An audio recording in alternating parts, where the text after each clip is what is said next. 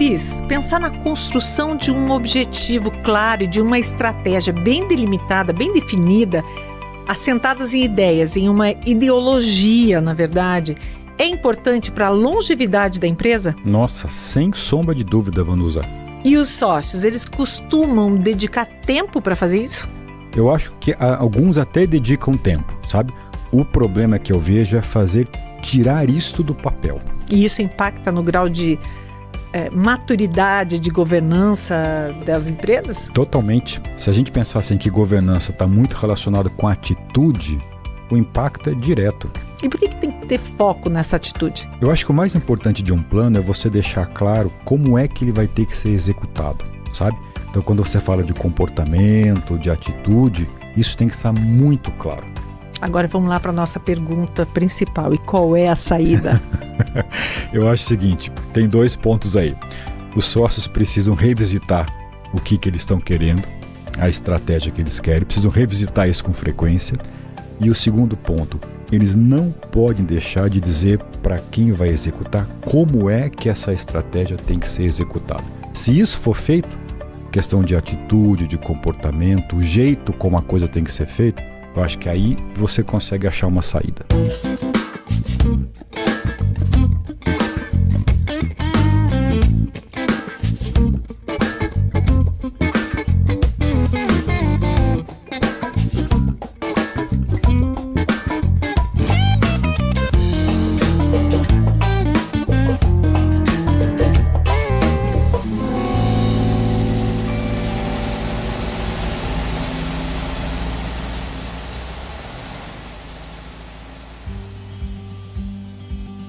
Estamos começando mais um Tem Saída hoje, especialmente para a gente falar o quanto é importante revisitar a ideologia e as principais linhas de direcionamento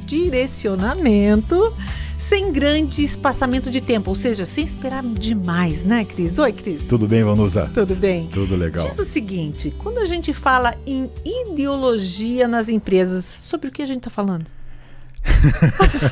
Sobre uma ideologia empresarial, né? Sobre o que é isso, né? É um apelido que o pessoal deu para falar quando você une assim, né? Quando você junta. Qual que é a tua missão? Qual que é o teu propósito? Quais são os seus valores? Qual que é a tua visão? O que você tem de... Como é que você define o teu negócio? Quando você junta tudo isso, isso forma ideologia. Né? Então, qual é a tua ideologia? Né? O que está na tua cabeça? Qual que é o direcionamento que você quer? Me conta um pouco assim, o que você pensa para o futuro? Tudo isso, responder essas questões, você vai cair na ideologia. Muito bem. Mas dá a impressão que as coisas vão acontecendo meio que uma empurrando a outra, né? As pessoas não param muito para falar sobre isso, para fazer isso, pensar isso. Dá a impressão assim, que uma vez tinha uma pessoa que estava lá em casa fazendo um trabalho lá no jardim de casa e ele falou, ô doutor, ele falou, ô doutor, é um na consequência do outro, né? Eu falei, isso mesmo, é um na consequência do outro. Dá a impressão que uma coisa é consequência da outra, não no sentido de um atrás do outro, mas as coisas vão acontecendo. Mas o importante, o alerta é, vale a pena você parar, vale a pena você refletir, vale a pena você escutar o que o outro está dizendo para ver se a ideologia que está na cabeça do outro é igual à tua, e aí você forma uma ideologia única, né? Sabe o pessoal tem muita gente negligencia isso. Quer ver a bronca maior que todo mundo fala, não funciona, é o tal do quadrinho missão, visão, valores da empresa. Aquilo está no quadrinho, ninguém lê aquilo, né? Aí umas empresas fazem, de repente, a equação... Ou lê e não entende. Ou não entende. Isso é verdade. Lê e não sabe como foi construído. Porque quem construiu não passou a ideia. Ou, sei lá, copiou de algum lugar, né? Ou não viveu a construção. Acho que você falou, isso é super importante. Eu sou muito defensor, tem que viver a construção da ideologia. Ela tem que ser coletiva. Numa reunião de sócios, né? Sei lá, tem 3, 4, 5, meia dúzia de sócios, todos eles têm que conversar para ter uma ideologia única. Esse exercício, que depois vai para o quadrinho na parede, ou que depois vai para o código de conduta, vai para o site, vai lá para o manual de boas práticas, seja lá para onde for, é É claro que a maioria das pessoas que está na empresa não construiu isto. Mas quem construiu deveria estar passando por que construiu, como é que se chegou lá. Porque tem perguntas muito interessantes. Uhum. Eu estou vivendo... no final do ano passado, a gente estava se preparando para poder olhar assim, todo final de ano, né? Você pega lá as empresas, pô, ano que vem vai chegar, então é melhor a gente ver como é que é a estratégia, vamos rodar de novo o orçamento.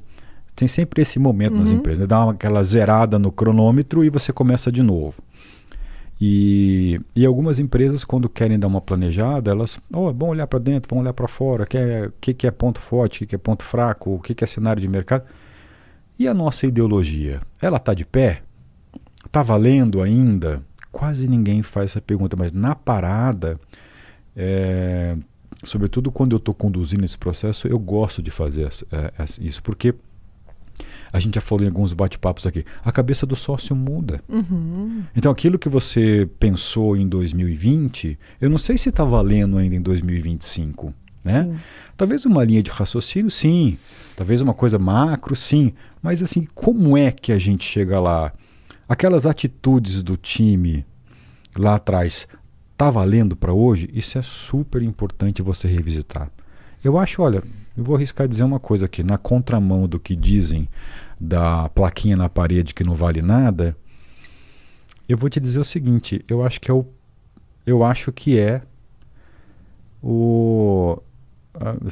ponto mais importante numa sociedade ou entre líderes, para um começo de uma estratégia, o ponto mais importante é esse. É você definir qual é a tua missão, qual é a tua visão, quais são os valores que você quer na tua corporação, na tua empresa, que jeito você quer que as coisas aconteçam para chegar onde você pretende. Agora você falou na construção disso, né? Será que por faltar construção coletiva, aquilo não diga nada nem mesmo para os sócios e daí eles acabam deixando passar? Eu acho. E é uma pena quando isso acontece. Né? Eu acho que os próprios sócios ou os próprios líderes ou o sócio que é gestor, muitos deles não dedicam a atenção para isso. Faz ou até com boa intenção, mas talvez não com a profundidade que isso precisa. Você quer ver um exemplo? Vou pegar o último que eu conduzi. A gente parou ali, eram 5 sócios. Né? Nós paramos para poder pensar. Então, a maioria deles, ou todos eles talvez, eles não sabiam o que é de fato a tal da missão. O que é de fato a tal da visão. Né?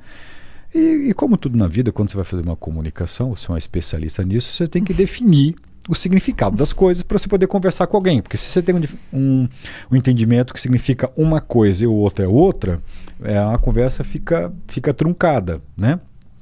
Então a primeira coisa assim, colocar todo mundo na mesma página, dizendo, olha, missão significa isto, visão significa isto.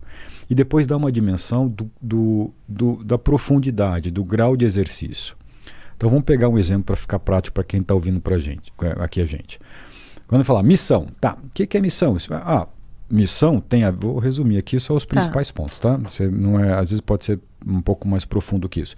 Missão é algo que está relacionado ao seguinte, o que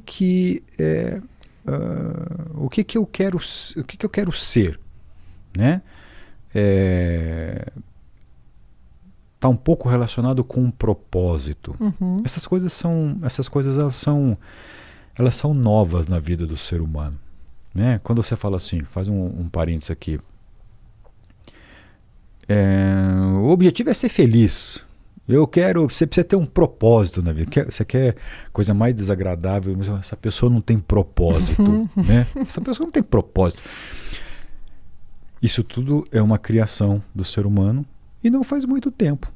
Se você voltar 200 anos... banalizada essa questão. Não é? Né? Se você voltar 200 anos atrás, não tinha essa história de a necessidade de ser feliz, de cumprir missão e ter propósito. O ser humano era muito mais selvagem, Você tinha que 300 anos atrás, tá certo? Nossa, eu quero ser feliz. O que pode ser feliz? Eu tenho que pessoas certas no lugares certos, no sentido assim de tem que achar um propósito no meu trabalho. Claro que eu entendo que isso é construído, porque na verdade quando você vai trabalhar e não está arrastando corrente, é muito melhor. É óbvio, né? Mas não estamos falando disso. Então isso tudo é uma construção e é muito novo na vida do ser humano. Então pensar que os empresários, os sócios, numa construção que é muito recente, já estejam dominando esse assunto e numa discussão, vai lá, coloca assim, a nossa missão é essa, a visão é essa, etc., sem mergulhar, é um erro. Isso é novo para o ser humano, né? A gente não pode esquecer de uma perspectiva histórica que isso é novo para o ser humano. Bom, voltando ao exemplo. A missão é o que a gente quer ser, né? Legal, então aí começaram a pensar, puxa, eu queria ser isso, eu queria estar lá, tal. Visão, a visão é como que eu quero ser visto. Como é que eu quero ser visto, né? Daqui a um tempo, quando eu chegar ali, né, daqui a 3 anos ou daqui a 10 anos, como é que eu quero que a pessoa de fora veja o meu negócio? Discutimos bastante sobre isso. Você quer ser uma referência no seu segmento? Você quer ser uma referência aqui na sua região? Você quer ser uma referência no seu país? Você quer ser uma referência global? Me dá uma dimensão disso, né? Pode ser ousado, mas seja factível. Então você vai discutindo, a pimenta, vai lá, sonha grande, mas o sonho está muito grande, põe o pé no chão, vamos equalizar essa visão para que seja alguma coisa que seja desafiadora para você, mas que também seja possível de alcançar. Então a gente vai instrumentalizando e definindo junto com quem está participando de um exercício como esse, o que é a tal da visão, o que é o tal do propósito. Você está montando esse negócio para quê? Para ter lucro, para ter resultado, sim, óbvio, senão você nem você fecha o negócio e não continua. Esqueça isso, né? Vamos pegar um pouco a noção de propósito, o que você quer? O que esse teu negócio vai representar, para onde ele está inserido daqui a um tempo? Quando você começa a discutir isso com o sócio, você vai vendo que tem uma série de coisas que vêm, e às vezes o que está na cabeça de um sócio não é exatamente o que está na cabeça do outro sócio. Agora, se eles estão juntos, vai precisar ter um consenso. Então é um trabalho, Vanusa, extremamente profundo. Você passa lá um dia discutindo sobre isso, uma tarde, depois revisita depois na outra semana, e cada um pensa e contribui e formata. Aí você coloca lá, agora como é que eu quero que essas pessoas cheguem lá onde está a nossa visão, para que a gente dê vazão ao nosso propósito? De que jeito que essas pessoas têm que chegar lá? Quais são os valores? É a qualquer custo? É a qualquer preço? O que pode? O que não pode? O que eu quero nesse ambiente? É uma discussão extremamente rica, né? Então, quando esse exemplo que eu estou dando desses 5 sócios, a gente fez esse exercício, nós fizemos em 2 encontros. Teve um encontro, passou uma manhã que ocupou um pouco a tarde, depois a gente revisitou para fechar isso no outro encontro. Aí eles deram um depoimento, caramba, eu nunca tinha parado para poder pensar. E uma das coisas mais interessantes é que agora nós 5 conseguimos colocar no papel exatamente o que a gente quer. Isso define diretrizes, né? Isso vai ser essencial para depois você colocar o seu planejamento estratégico. Porque depois aí vem lá as metas, vem os objetivos, vem o desdobramento estratégico, você vai fazer análise de cenário, você vai fazer o que eu tenho que comprar de inteligência, competência, o que é meu ponto forte, tudo aquilo que é clássico de um plano estratégico. Mas ele está direcionado por um propósito, por uma missão. Então, muito mais do que romântico, e do que filosófico e do que antropológico, seja lá o que for, ele dá um direcionamento para que a estratégia seja construída à luz desse combinado. E aí teve esse exemplo e teve um outro exemplo numa sociedade que era até maior, eram 7 sócios que também deram o mesmo tipo de depoimento. Caramba, agora eu estou mais seguro para dizer que tipo de estratégia eu quero. Então, poxa, se eu quero ser visto como, sei lá, a primeira empresa líder no meu estado, por exemplo, no meu estado, eu não vou me preocupar com uma estratégia que dê foco nacional. eu não vou me preocupar com uma estratégia que só o meu bairro, ou só o meu município saiba. Eu quero me preocupar com o Estado. Então, se eu quero que o Estado, o meu Estado, pega qualquer Estado brasileiro, se eu quero que o meu Estado me entenda que eu sou uma referência naquilo que eu produzo, é ali. Se eu for investir numa estratégia comercial, num plano de expansão, tem a ver com isso. Se for para expandir lá para o outro lado, eu não quero. E eles foram percebendo que isso dá um direcionamento. Isso canaliza, né? Clareia o futuro. E depois disso, você fica muito mais munido para você poder clarear o futuro daqueles que vão executar a estratégia para você. Falar, ô meu amigo, tá aqui, ó, é isso que a gente quer ser. Respire isso aqui. Se você fizer coisas que vão nos levar para lá, tá show. Se você fizer alguma coisa que vai levar para o outro lado, não faça. Você vai perder tempo e a gente vai perder dinheiro porque não é o que a gente quer. Então, isso dá um senso de direcionamento, dá um senso de... permite você cobrar melhor, dar mais feedback, falar mais, etc. Interagir mais com a equipe. Longe de ser uma coisa caricata e obsoleta de quadrinho na parede. Ou de no meio das folhinhas lá, quando a pessoa faz o código de conduta e assina lá quando entra na empresa. Agora você veja como o mau uso de uma estratégia ou de um caminho pode gerar essa visão de caricatura, como você disse, né? Onde os funcionários passam só aqui no papel, ou o próprio dono olha e não entende o que está ali. Então, o mau uso pode atrapalhar muito nesse sentido, né? Sem dúvida.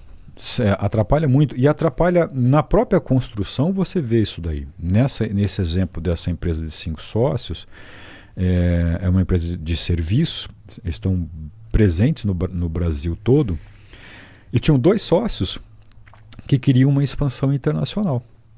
Então, na hora da visão, o que você quer ser? Eu quero ser referência para a América Latina. Para as Américas, lá um disse lá, o outro falou que é América Latina, o outro falou que quero ser referência nas Américas. Mas os outros 2 sócios não tinham essa visão. Então, peraí, então como é que é? Os funcionários que falam com esses sócios ficam no Brasil, os outros vão sonhar com a América. Isso é fundamental, né? Então, isso mostra, sabe o que, Vanusa? Que é um instrumento de conversa, é um instrumento de comunicação, é um instrumento de colocar as coisas nos como é que é? Os pratos na mesa. Prato na mesa, como é que é? Prato limpo, pratos né? limpos na mesa. Exatamente isso daí, né? Isso falta. A gente faz perguntas, né? Quando você vai fazer esse tipo de coisa, você faz pergunta lá. Por que eu não temos aqui? Por que o nosso negócio existe? O que eu quero ser? Né? O que eu preciso adquirir? O que eu preciso eliminar em função daquilo que eu quero? Né? O que são observações que eu tenho da forma como o time está conduzindo as coisas? Que valores eu estou enxergando que eu gosto, que valores que eu estou enxergando que eu não gosto? Você combina o início, o conjunto básico de como é que a coisa vai ter que progredir. Eu não sei, eu acho que eu sou suspeito para falar. Mas para mim, assim, ter uma ideologia bem fundamentada é o primeiro passo para você trabalhar interação de sócios, para você facilitar a conversa de sócios, para você canalizar todos eles diante de um caminho único, né? E para você poder dizer o seguinte, olha, quando você instrumentalizar que esse sócio tem uma comunicação mais fluida com os outros. Se a gente combinou que a gente vai rezar essa música aqui em Mi bemol, é Mi bemol que todo mundo vai passar para a equipe. Ideologia, ela traz isso. Aí traz uma voz única ali, né? Agora, você acha que isso pode ser feito pelos sócios sem alguém de fora ajudando a conduzir?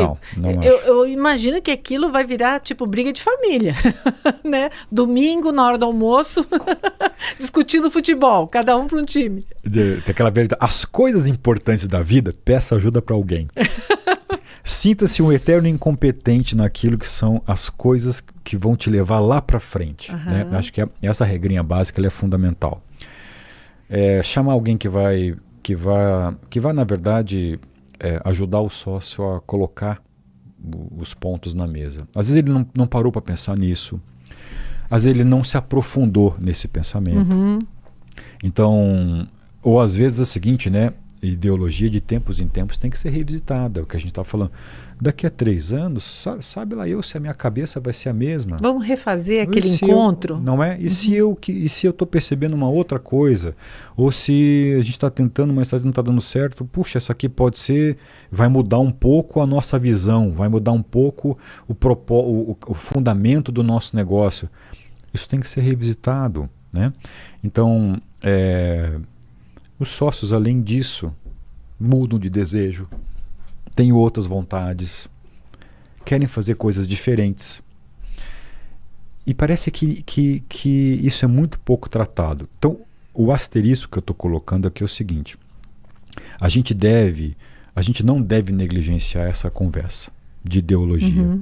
E a gente deve colocar um asterisco no seguinte: o mais importante de tudo isso é você estar sólido, bastante convicto, para que você possa dizer depois qual é a atitude, o comportamento que eu espero da execução. A hora que eu ideologicamente estou unido e montei a estratégia, qual é a atitude e comportamento que eu espero do time que está executando. Eu não consigo verificar isso com fluidez se você não criar ideologia e se você não revisitar essa ideologia de tempos em tempos. E qual seria esse prazo? Você falou há pouco de 3 anos, mas será que não fica um pouco longe? Porque eu fico pensando assim que tudo hoje é muito rápido, né? Eu acho que depende muito do segmento. Acho que a melhor saída que eu tenho para discutir isso com vocês depende do segmento. Por exemplo, uma vez eu estava numa empresa que ela fazia peças, eu estou lembrando de 2 exemplos. Peças para exploração de petróleo e a outra era peças para... Eu nem sei como é que é o nome disso. São aqueles ultra tratores, aqueles tratores pesados de exploração, de mineração, aquele... Bom, o plano estratégico daquilo dura 15 anos, você não mexe naquele negócio. Custa muito caro, se você mexer antes de 5 anos, você perde. Né? Então depende muito do segmento. Sei lá, o automobilismo pesado, caminhões, que você não vai ficar revisitando isso a cada 2, 3 anos. Mas tem empresas de serviço que é muito mais volátil. Aí eu acho que você tem que acelerar esse tempo. Negócios que estão começando, negócios onde você está testando novos produtos, onde você tem uma dose maior de inovação, onde você tem um braço mais efervescente de novos negócios. Você está em teste. Pois se não der certo depois de 1 ano, 2, se você achar que descarrilhou, etc., você tem que revisitar isso daí. Então acho que depende do segmento, sabe? E quando, por exemplo, entra um novo sócio num grupo ali, é comum as pessoas fazerem esse trabalho de novo? Vem cá que eu vou contar para você o que a gente pensou. Claro que não é comum, né? Nem um pouco comum. Mas né? Poderia refazer, né? Com um novo integrante. Seria interessante. Seria interessante. Mas não acontece. Não. Ou, como sempre, eu sou um azarado e nunca vi. Ou eu tenho a velha e boa má sorte e não estou enxergando isso acontecer. Mas deveria. Qualquer coisa, chega alguém novo, vem um projeto novo. Eu acho que o que está por trás de tudo isso? É você manter quente uma conversa ativa entre os sócios. Isso facilita. É um baita de um instrumento para você estar combinando todo. Para ver se. Cara, o que a gente combinou está valendo? Está valendo. Você está mudando aí? Eu estou mudando um pouquinho. Não me fala o que você está mudando. Que daí a gente ajusta. Sim. São essas coisas do ponto de vista de governança, do ponto de vista de estratégia, de maturidade de governança de empresas familiares. É aí que dá conflito. Me corrija se eu estiver errada, mas eu lembro que quando começaram as certificações e tal, uma das coisas que se exigia é que a empresa tivesse bem claro isso, missão, valor e tal, pelo que eu lembro. Quais certificações? ISO, essas coisas? Isso, E aí eu acho que as empresas talvez tenham se visto na obrigação de criar isso, e aí criaram aquela coisa que a gente estava falando há pouco, né? Escreveram alguma coisa lá e colocaram no quadrinho e virou meme no mundo empresarial. Como poderia ser mudada essa imagem? Veja que é quase já uma cultura, né, no mundo dos negócios aqui no Brasil, ver isso como o quadrinho que está lá na parede e que não serve para nada. Que não serve para nada, né? Tem como a gente, de repente, fazer um movimento para que isso mude? As escolas, talvez? Olha, se a gente pensar, estou pensando aqui no que você está falando aí, tá? Te peguei. E eu não consigo, eu não vi ainda, assim, grandes movimentos das escolas, da academia, de dizer que tem que ter uma ênfase maior nisso. Sim, tá em qualquer lugar. Se você for pegar assim, quais são as métricas essenciais para fazer um planejamento estratégico, isso vai estar lá, tá lá, né? Você sabe que eu tenho uma grande bronca em relação ao que está escrito e aquilo que acontece, porque a gente sabe que no fundo o distanciamento é grande, né? Então eu gostaria muito, eu gosto de escrever aquilo que acontece, não só aquilo que deveria acontecer. Então, do ponto de vista prático, eu não vejo isso assim acontecendo. Não, eu não vejo. Não vejo isso, né? Deveria. Mas às vezes que eu vejo acontecendo, ou das vezes que eu já tive a tal da sorte de participar, eu vejo o quanto isso é um diferencial, o quanto isso ajuda num processo de deixa eu engajar o time para onde eu quero que esse engajamento aconteça. Mas é essencial, Vanusa. Mas assim, é da água para o vinho, é uma diferença brutal, sabe? Então, eu até às vezes colho depoimentos, agora que você viveu isso aí, espalha essa sementinha para outros, incentive os seus amigos aí, empresários, os seus vizinhos a fazerem isso, porque muda muito o engajamento do time. Para você trabalhar com N1 e com N2, você tem um grau de assertividade na tua comunicação que eu digo é direcionamento, na tua comunicação absurdamente superior quando você está com isso afinado, né? E às vezes que eu chego para conduzir um projeto para melhorar aspectos da governança, seja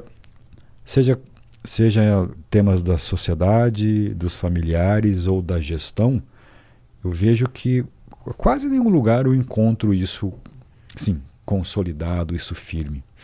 Quando você faz esse trabalho e a empresa, os sócios se colocam lá, desafios, objetivos e tal, você acha que fica mais fácil de realizar aqueles objetivos, aqueles desafios que eles se colocam? Depois Se a gente daria até para dizer que fica mais fácil, mas como é que é a resposta para isso aí na minha cabeça? Não é que facilita, não é que o objetivo fica mais fácil, mas canaliza todo mundo para uma força mais direcionada. Em tese, você facilita. Então, uma outra empresa que eu tô lembrando era a questão geográfica também.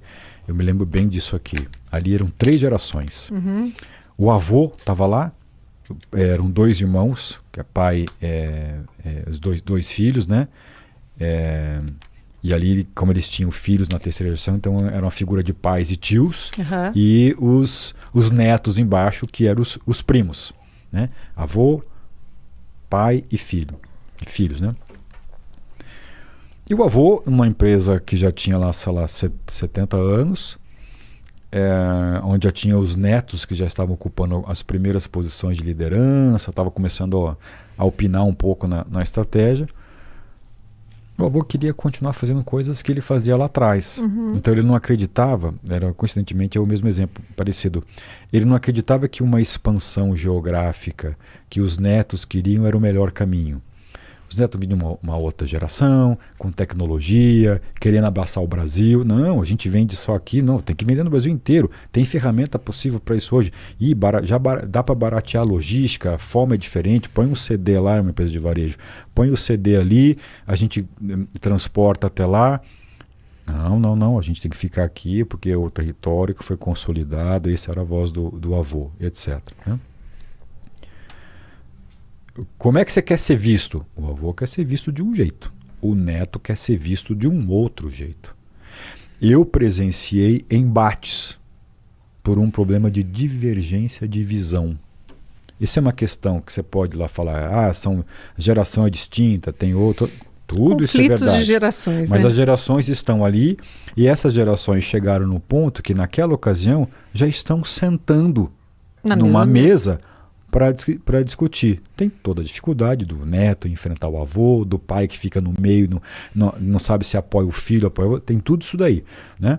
Mas você tem um conflito de quê? Um conflito de ideologia. Uhum. A missão e a visão do avô não é a diferente. mesma missão e a visão do neto. E ninguém nunca sentou para tentar aproximar isso. Os valores ali até que eram coincidentes, né? Em empresa familiar às vezes tem muito disso. Tem valores que as gerações querem preservar. Isso é bem bacana até nas empresas, né? Mas a missão e a visão, até a própria definição de negócio, qual é o propósito, era bem distinto. Então você pergunta assim, eu estava sentado lá, a primeira coisa, o neto, né? Pô, Cristiano, meu avô, que não está difícil.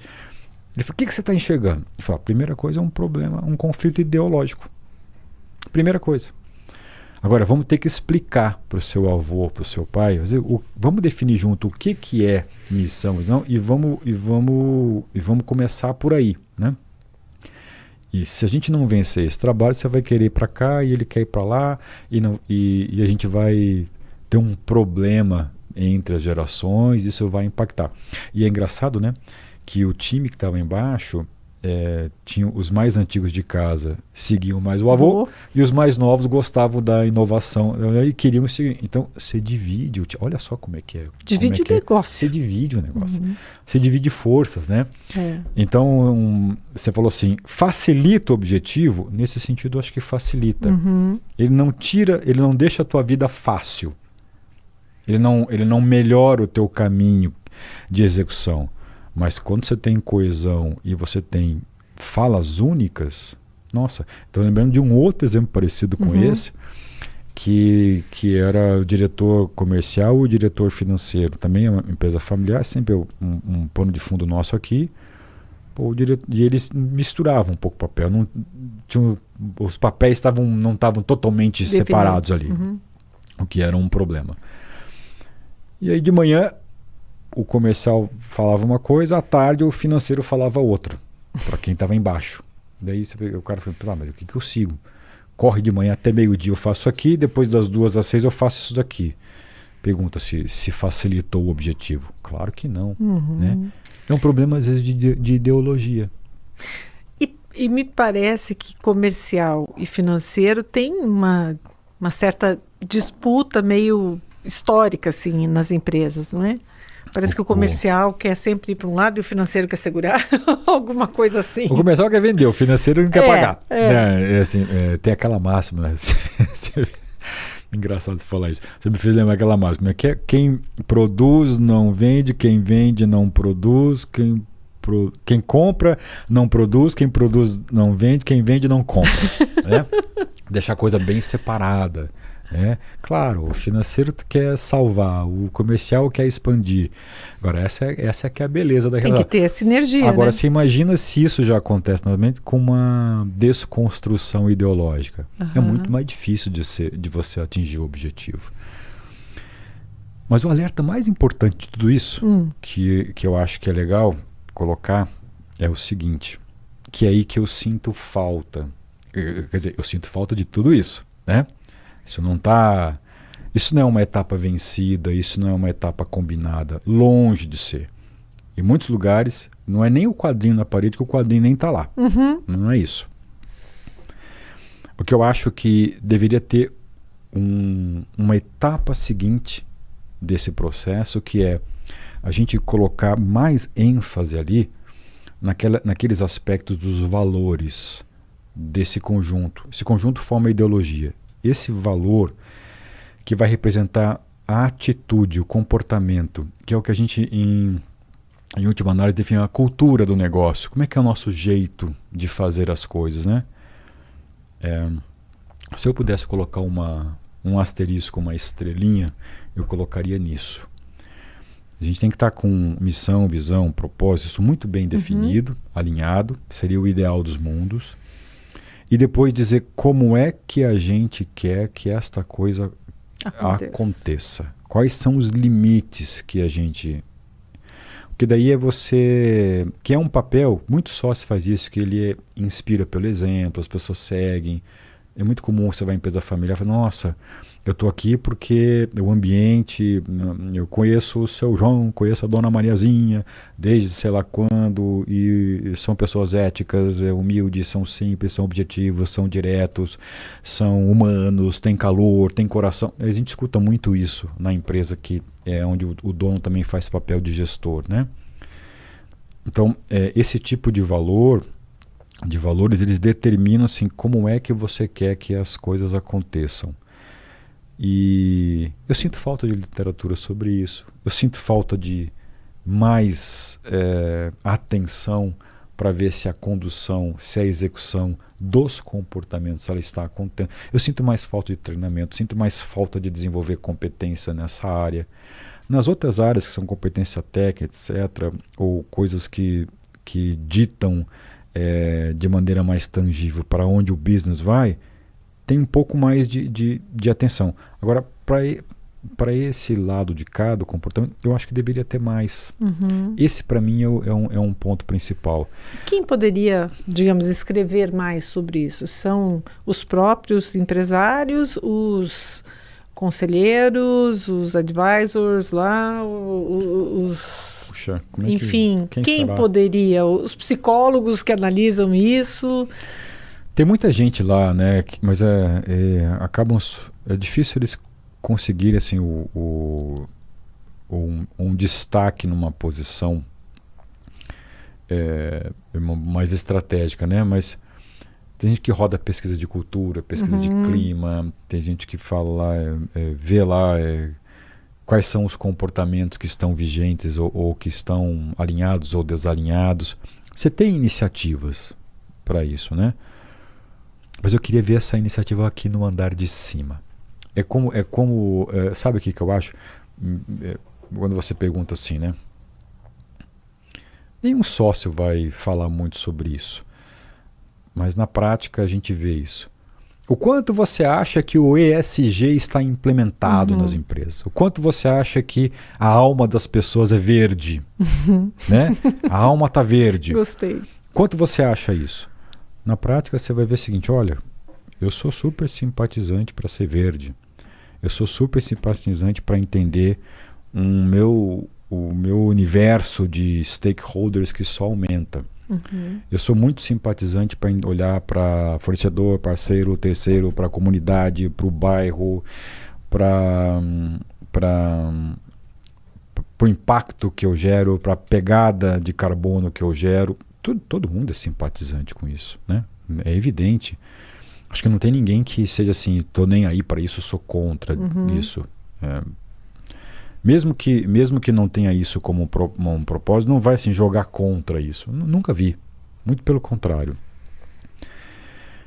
Mas uma coisa é fato.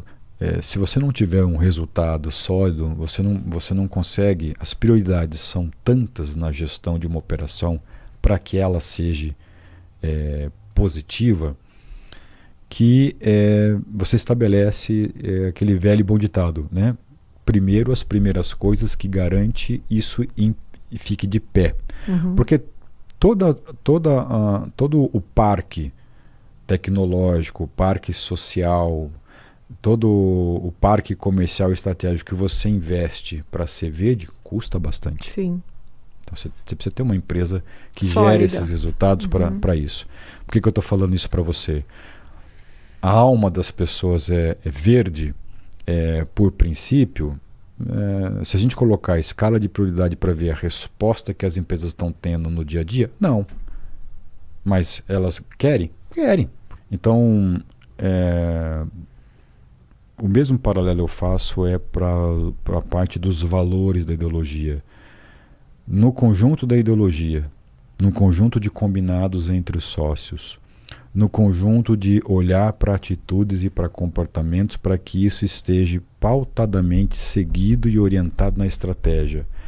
Isso já está implementado? A mesma resposta é: ainda não é verde. Isso ainda não é verde. Todo mundo quer, todo mundo sabe a importância, mas a alma não é verde também nesse terreno. Essa é a relação que eu faço, sabe?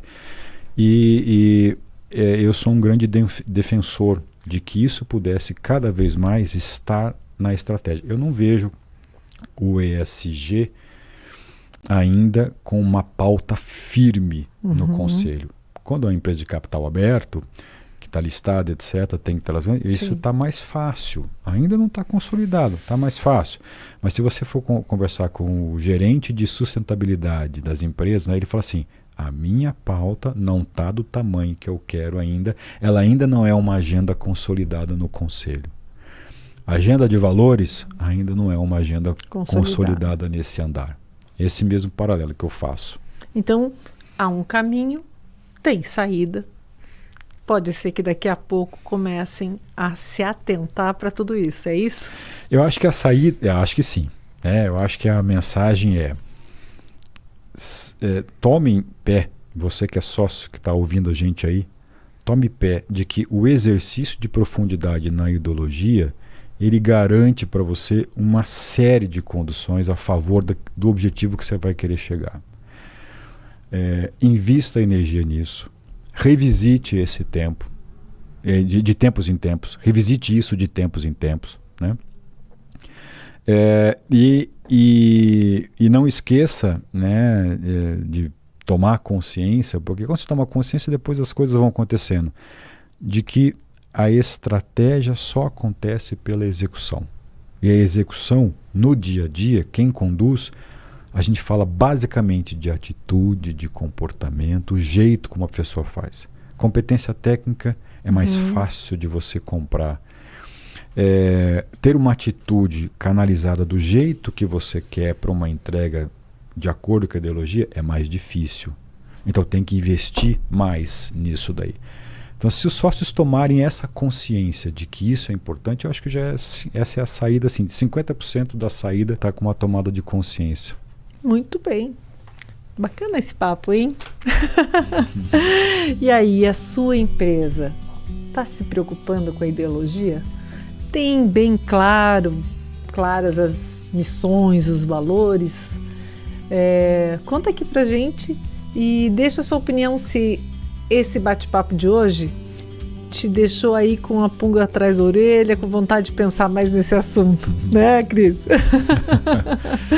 Obrigada pela sua audiência e participe nos deixando sugestões de temas para o Tem Saída.